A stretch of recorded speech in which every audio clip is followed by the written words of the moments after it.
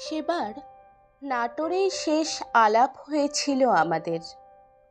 আমার এতদিন কোথায় ছিলেন এর উত্তর পাইনি কোনো।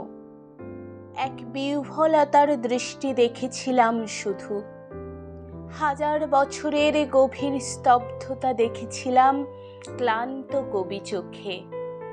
বোধহয় হৃদয় ডুবিয়ে শুষে নিচ্ছিলেন মুগ্ধতা, খুঁজে নিচ্ছিলেন আপনার দুদণ্ড শান্তি।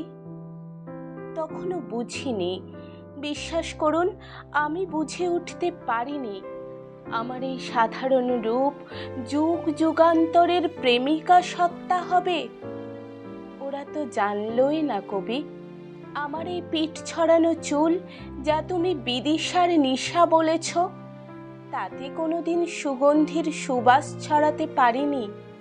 যে শ্রাবস্তির কারুকার্য করা নিখুঁত রূপ এঁকেছ, ওরা তো জানতেই পারল না সে মুখে টিকলো নাকের ঐশ্বর্য ছিল না, চোখে পড়ার মতো মুক্তরাশি ছড়ানো হাসি ছিল না।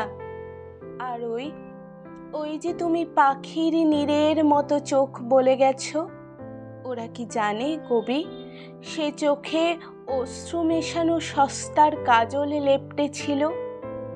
শুধু তুমি ভালোবাসলে বলে আমি প্রেমিকা হলাম।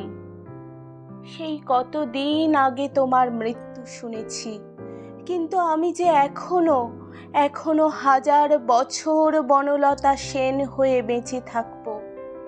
যে সৌন্দর্য পড়ে ওরা মোহিত হয়, সেই সৌন্দর্যের উৎস জানতে ওরা যে বড় ব্যাকুল।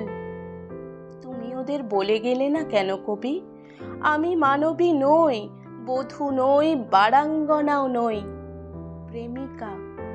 শুধু প্রেমিকা হয়ে তোমার হাজার বছরের ক্লান্তি ঘুচিয়েছি।